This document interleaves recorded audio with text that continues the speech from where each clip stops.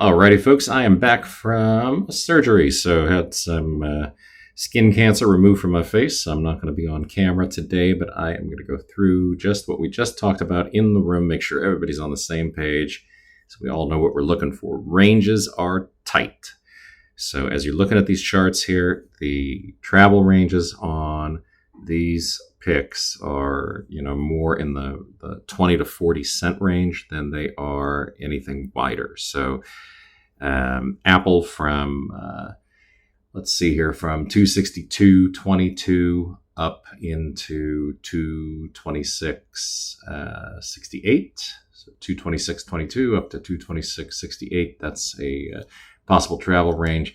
The easier travel range is down in 226.22 up to 226.42. On Amazon, if you wait for it to come down to the central pivot, then actually we've got the 177.56 line up to the 177.87 threshold level. So that one, again, just about 30 cents per share. But if you start doing the math here, as long as they don't all hit at once, right, as long as everything doesn't trigger at the same time, then you've got opportunities in front of you. Google we are looking for a move down to that blue pivot line and the 169.21 threshold. Then we look for a cross of 169.35, and then the target is up around 169.55. Again, tight trade, but at least it's manageable. The scalps have primarily been on NVIDIA for me. So I was looking at this range right here. So 127.27 up to 127.64. That played out nicely a couple times. And then we had one that dropped through, stopped us out, but got into the next threshold level at 126.96. And again, up to 127.27, missed out on this chunk of it here because we had the thresholds just drawn at those levels and had the entries and exits automated. When it came down again, right, same story, got us in, stopped us right out for about, that was about 18 cents. But it got down into 126.54 and then reversed back up into 126.96 for a profit target. And then we had another one from 126.96 up to 127.27. So we've been doing these in the room, and they've been good trades. But like I said, if you're not in the mood to sit and just pop in and out on these, or if you're looking for a larger magnitude move, then the focus is going to have to shift from Apple, Amazon, Google, and NVIDIA to Meta, Microsoft, and Netflix.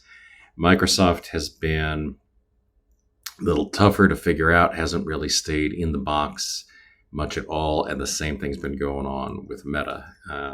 Netflix, on the other hand, has been, trading sideways in sort of this threshold level that looked like it was going to be some good trading for a while there, and then it never came back down and touched that level again. Didn't give us the test we were looking for, but then did come down, hit that blue pivot, and that travel range 693.94 up to 696.23.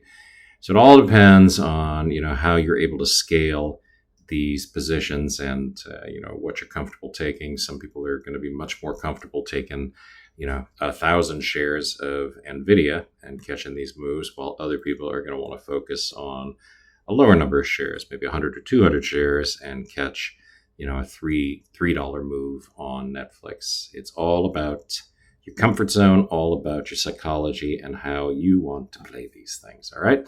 So that's going to be the strategy going into the afternoon as well. Going to stay focused on these zones, stay focused on the guys who are in the tight travel ranges, whether that's, Netflix in the $3 range or NVIDIA in 30 cent pops or 25 cent pops. Same thing with all these other guys. Going to avoid Microsoft. It's not firming up, and going to avoid Meta because that's not firming up for us either.